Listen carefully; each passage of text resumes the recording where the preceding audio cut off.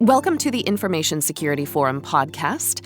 I'm Tavia Gilbert, and I'm here with ISF Managing Director Steve Durbin, who's going to be talking to us about emerging technology, AI's role in business, a really interesting topic today.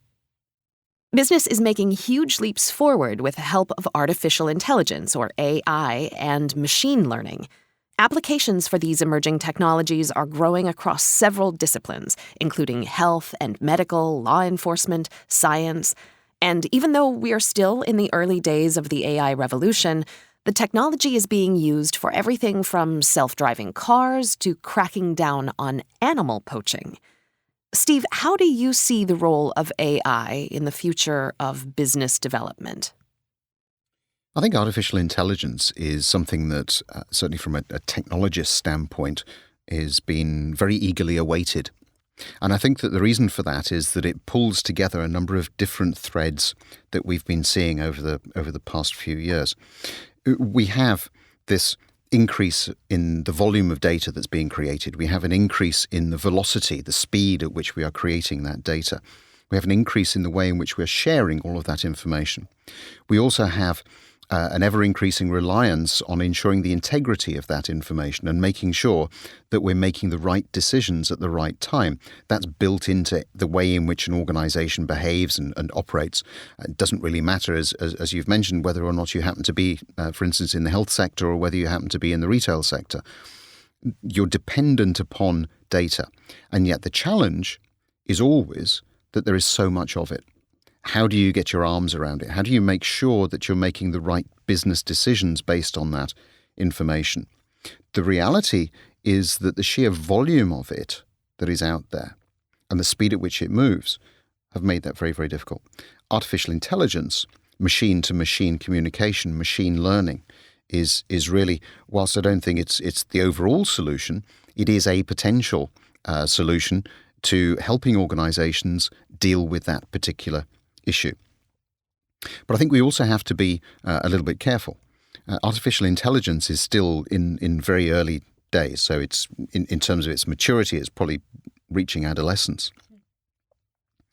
That means that we have to be aware of certainly what it's capable of doing, but we also have to make sure that from an organizational standpoint, we're putting in place the right safeguards. Because what we don't want to be doing is to rush off making business decisions based on flawed data. And so AI has a role to play, I think, in a number of different areas because it can pull together all of this different information. It can provide us with the necessary outputs that we need upon which to base our decisions. But we also need to be putting in place that human component, the human element that provides the check and the balance on all of this to make sure that the output is actually appropriate. We also need to be sharing that information very readily in terms of the way that AI is being used and how it's developing with other organizations in the same space and certainly I think with universities and leaders in this particular area. If we look at it from the pure security standpoint, then very many security leaders are really excited about what AI can bring. Why? Because trying to identify perhaps different insider patterns, the way in which threat actors might be able to get at our information, break through our defenses and so on. Those are all things that lend themselves very readily to an artificial intelligence, machine learning type environment because we can play out different scenarios. We can look at the ways in which we can perhaps anticipate some of those things. And that really is the holy grail from a security standpoint. We're trying to anticipate so that we can put in place means of either prevention or mitigation come the day that those sorts of things are happening. So I think AI has a role to play in a whole variety of different areas. The only caveat I always put around it is that it is an emerging technology and we need to treat it with the respect that we apply to all emerging technologies. What do you see as the risk of organizations moving too quickly in implementing AI and machine learning for business? Can the pace be too rapid for company health? I think that it's the same with most things, Tavia. I think we have to look at it within the overall context of what the organization is trying to do, the overall strategy that it has, and the risk profile that organization wishes to adopt going forward. You know, if you're a highly entrepreneurial, agile, aggressive organization, then AI certainly can help you to achieve some of those short-term objectives very, very quickly, of course, by providing you with the ability to analyze what-if scenarios and anticipate. From a marketeer's standpoint, AI provides me with a whole range of different ideas as to how I can understand better the end consumer, how I can anticipate some of their buying patterns and translate that into product differentiation, for instance, price point differentiation.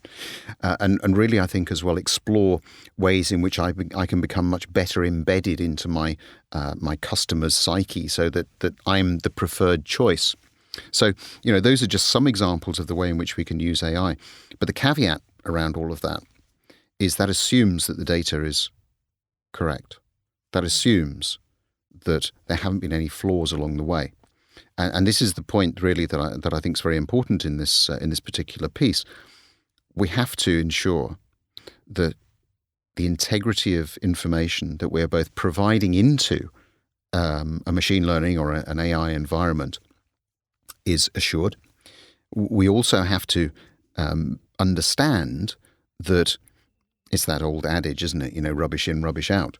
So if we are unsure of the integrity of the information that we're putting into that environment, we should also be unsure of the output.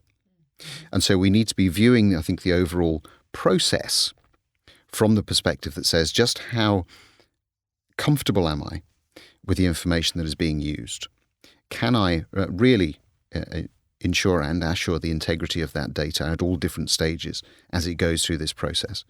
And let's just apply that final review of it at the end stage that says, okay, am I sufficiently comfortable to be able to then take this business information forward and make solid business decisions based upon it?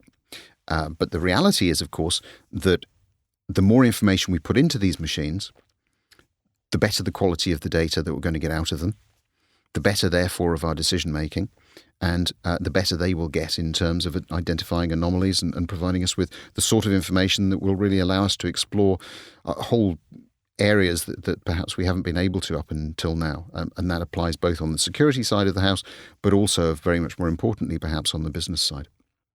It's interesting to me that you're talking about artificial intelligence, which I think in the concept of maybe our popular culture fears AI replacing humans. But what you're telling me is that the human oversight of AI is imperative. You have to have a discerning person considering how AI works. As you've said, is the data good? Is the outcome realistic or appropriate? Or it's not actually replacing the human element. It's maybe refocusing it or giving humans something new to think about, but we're still needing the human psychology to oversee it. I think that's right. I think for me, it's about how we as business leaders or individuals can learn to work with another tool that is immensely powerful, that enables us to consider all sorts of different possibilities that we wouldn't necessarily have had within an environment where the volume of information is really just too much for us otherwise to handle.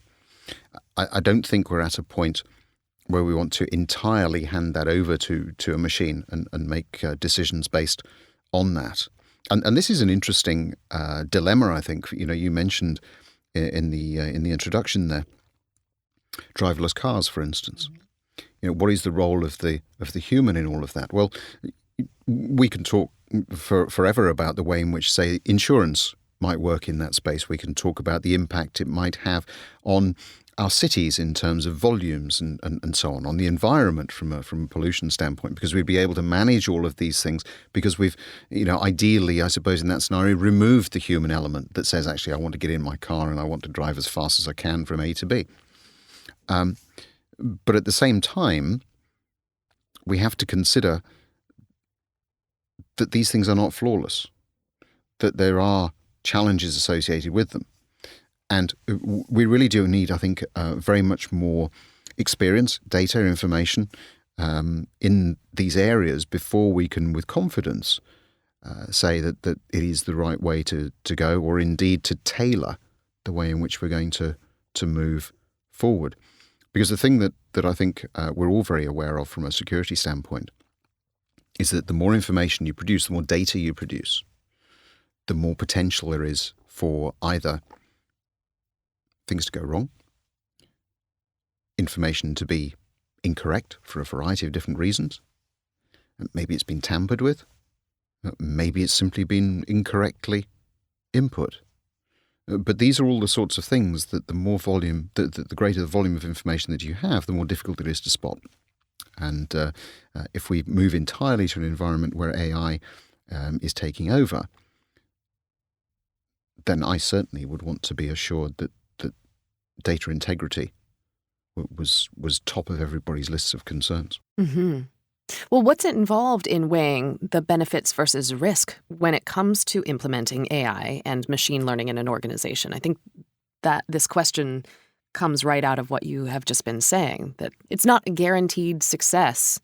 There are pitfalls to it. So can you talk a little bit about that? Yeah, that's right. And I think that's the same in fairness with every maturing technology. Or I described AI as being going through a phase of adolescence. Adolescence, yeah. Yeah, and I think that's very true. It is still learning. It thinks it can do things that perhaps it can't, or rather, individuals who are using it may give it a little bit more credit perhaps than it's due at the moment.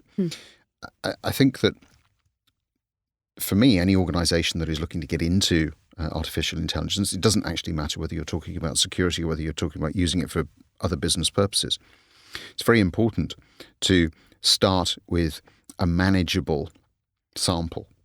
So look at how you might use artificial intelligence within the business. Understand, I think, what the business benefits are that you're expecting. What is it that is different that you're looking to achieve that you can't achieve otherwise?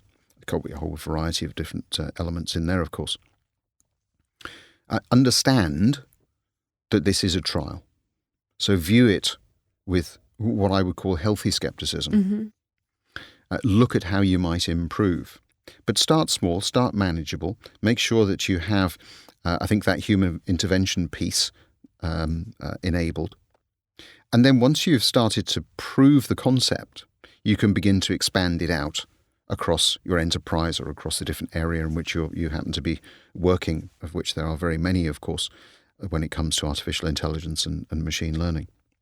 This is all very sophisticated stuff, and it sounds like artificial intelligence and machine learning are finding their way into all corners of business.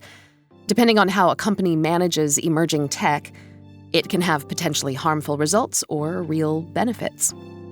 For more information on how to gain oversight of managing emerging technology in the enterprise, please visit www.securityforum.org.